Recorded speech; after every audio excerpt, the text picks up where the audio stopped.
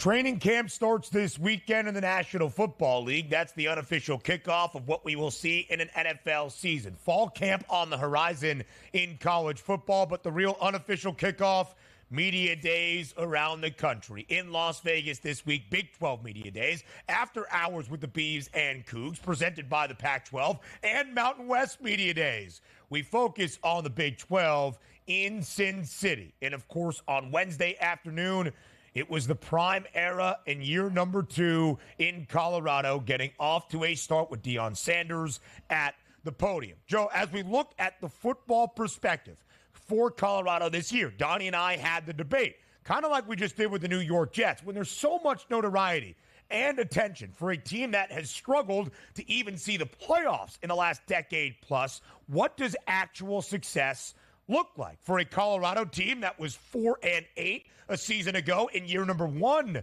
under Deion Sanders? What does success look like in year number 2?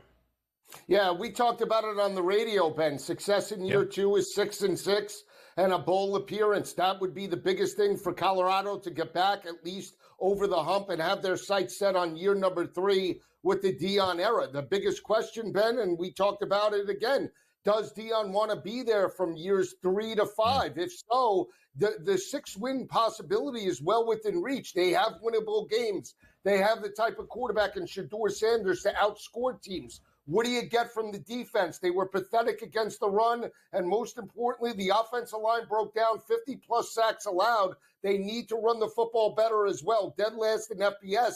If they can get to 6 wins, that's a huge accomplishment. But these tickets on them winning a national championship or breaking down the college football playoff door, you got to get real. They got a tough game right out of the gate against NDSU. We'll see what happens with North Dakota State University. Certainly a quality program. But let's move on to some other Power 5 conferences. You got the ACC, the Big 12, the Big 10, and the SEC. A lot of changing parts here moving through and through. Favorites here, Florida State in the ACC, Utah in the Big 12, the Big 10 still with Ohio State, and then you have Georgia at a plus 185 in the SEC. With the changing landscape of college football, give us some teams there in those power conferences that you might be looking forward to win those conferences.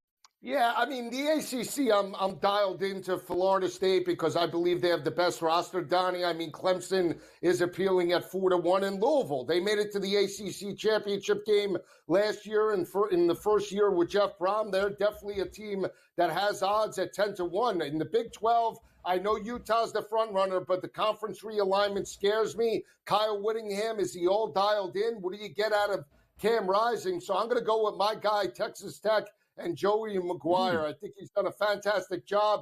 Brennan Morton and Taj Brooks come back, 18 total starters. I think they have legs. If we're talking the SEC, I only go with family, and I'm going with Nussmeier and Brian Kelly. They have great odds at plus 750 to win, or 950 now, to win the SEC championship, plus 125 to make the playoffs. And Brian Kelly, I trust.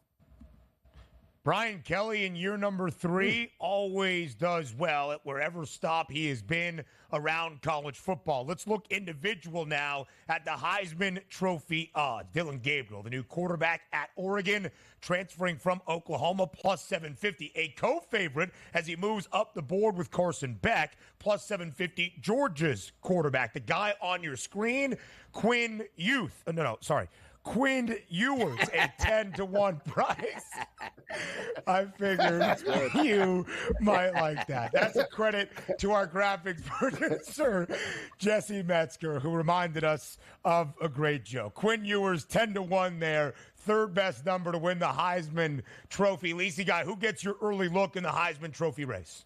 Well, on that board right now, I would take a shot on Ole Miss and Jackson Dart. We talked about his versatility. We talked about Ole Miss knocking off Penn State in the bowl game, what they bring to the table. They could be a 10-win football team and certainly make the college football playoff. So in terms of those odds, I'm taking a shot on Jackson Dart. They're going to have one of the most prolific offenses in all of college football. But to me, it's the year of the running back. I played all the running backs. Big name, Ollie Gordon, now down to 75-1. My guy's Donovan Edwards. He started at 100-1, now down to 90-1 on multiple books.